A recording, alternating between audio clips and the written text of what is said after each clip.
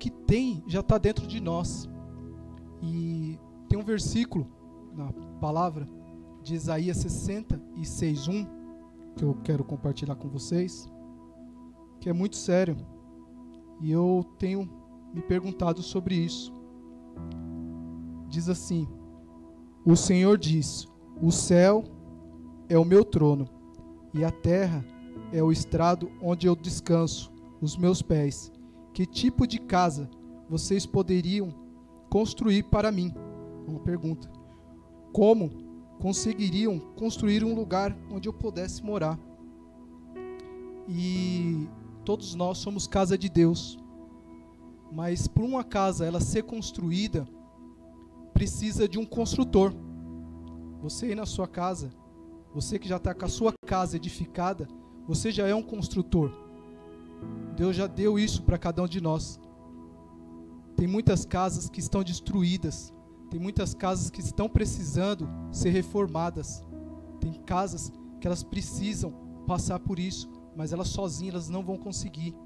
Até muitos sabem que precisa de uma reforma, mas muitas vezes nós mesmos não conseguimos construir a nossa casa. E através do evangelismo, a gente levanta as pessoas para levar essa palavra a ela. É você que Deus está pedindo nesse momento para usar, para levar essa palavra, para construir esses lares, né? E aí eu tenho aqui, né? Eu separei uma coisa aqui dizendo assim: tem muitas casas que precisam ser reconstruídas. E será que nós estamos reconstruindo essas casas? Quando Deus me chamou para mim fazer esse trabalho no evangelismo, foi um momento de muito sofrimento para a minha vida. Porque eu relutei, é um ministério que eu achava que para mim não dava. Mas Deus chama cada um para levar a sua palavra, para pregar as boas novas. Em Lucas capítulo 4, versículo 17, ele fala que ele já nos ungiu para nós pregarmos as boas novas àqueles que não conhecem, aos cegos. Então, está sobre nós, está sobre mim, está sobre você isso. O pastor Ricardo falou de Felipe, né? Felipe, ele era um diácono, e nem por isso ele se fechou no ministério falando assim: não, eu sou diácono, então eu não preciso evangelizar. Não, muitas vezes a gente acha que nós estamos dentro de um ministério, nós não precisamos fazer um evangelismo. Não, amados, tem casas precisando ser construídas. E Felipe deixou isso e começou a evangelizar. Ele foi muito usado por Deus, assim como o pastor Ricardo falou aqui. E nós, nessa pandemia que vem acontecendo, eu venho ficando muito triste, porque tem pessoas que estão morrendo e eu não sei para onde que elas estão indo. Se elas estão indo para o céu ou se elas estão indo para o inferno. Por quê? Quando elas vão para o inferno, eu estou perdendo. O reino dos céus está perdendo. E eu sinto que isso é uma batalha que eu estou perdendo. Essa manhã eu fiz um vídeo, porque eu não aguento ver tantas pessoas mortas e eu não consegui fazer nada.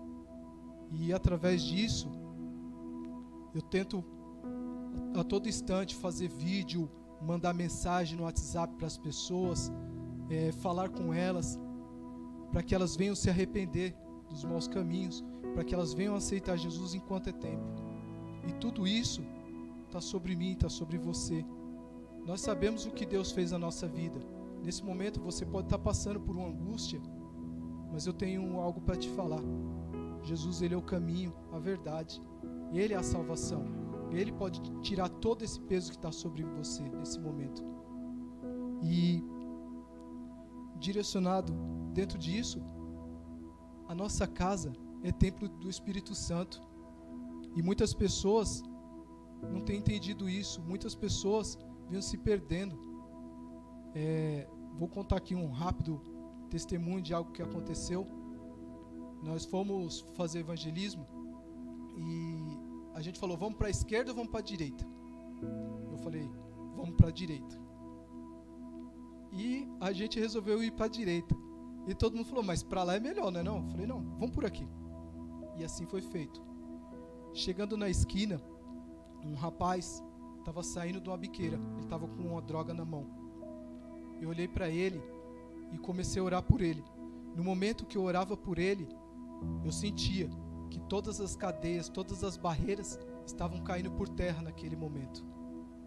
E ele falou para mim: a minha mulher não me aceita dentro de casa, não tem mais salvação para o meu casamento.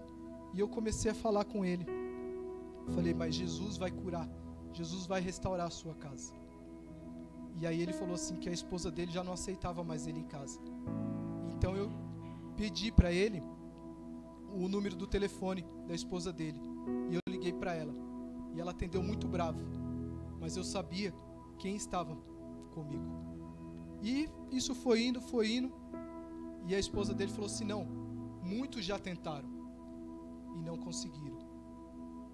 Muitos já falaram para ele, mas não adiantou.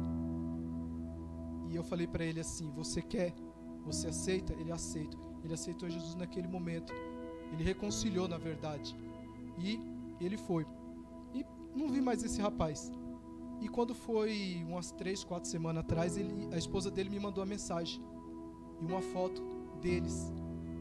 Estão juntos, ele está bem, está curado, não está mais usando droga, está nos caminhos do Senhor. Hoje está como levita, a igreja colocou ele já como levita. Então nós sabemos que a todo momento há uma guerra entre o céu e o inferno, mas toda a guerra que é o Senhor Jesus Cristo, que Ele é que está por nós, Ele vai à frente do nosso exército, Ele é o Senhor dos exércitos. Então eu sei que eu não vou perder uma batalha. A timidez, o medo que você tem de fazer um evangelismo, entenda sempre uma coisa: não pensa dessa forma que vai dar certo. Coloca assim: não é eu que vou fazer, mas sim o Espírito Santo de Deus. Ele só quer somente que você vá. Somente isso. Ele vai se encarregar de fazer com que aquela pessoa se arrependa, com que aquela pessoa ela volte para onde ela nunca deveria ter saído, que era dos caminhos do Senhor. Tudo na nossa vida tem um propósito. Nesse momento, eu creio que Deus deve estar tocando no seu coração. Irmãos, é tempo da gente plantar. Quando nós vamos colher? Isso não é nosso. Isso não cabe a nós saber quando nós vamos colher, mas nós temos que semear. Nós temos que semear todo instante. Essas casas precisam ser construídas para Deus. E ele faz uma pergunta, que nem eu fiz aqui, ó. Que casa nós podemos construir para Deus? Essas casas. O seu vizinho mandou uma mensagem para ele. Mandou uma mensagem do seu parente que faz tempo que você não vê, depois dessa pandemia. Manda mensagem para os seus contatos no WhatsApp. Mande todo instante para ele. Manda um versículo. Que nem eu pedi por Jarad fazer um vídeo. E o Jarad falou algo que me chamou a atenção. Um louvor. Ele quebra muitas cadeias. Se você não sabe falar, manda um louvor. Pode ter certeza. Aquele louvor que tocou o seu coração de mandar para essa pessoa vai quebrantar o coração dela. Deus, ele tem muitas formas de trabalhar. O evangelismo é apenas um nome para se colocar em ordem o corpo de Cristo. Você vai fazer parte disso. Mas levar as boas novas é para todos nós. Eu sei de onde Deus me tirou. Eu sei que eu não tenho poder para estar falando para vocês algo se não fosse Deus na minha vida. Hoje eu tenho minha família toda na presença do Senhor. Tenho minha esposa, tenho minha filha, meus pais, meus irmãos. O pastor Rodrigo, para quem não conhece, é meu irmão, né? Então está toda a minha família na presença de Deus. Muitas vezes eu me pergunto: por que, Senhor Jesus? Por que essas pessoas estão se perdendo e a igreja está vendo e não está fazendo nada?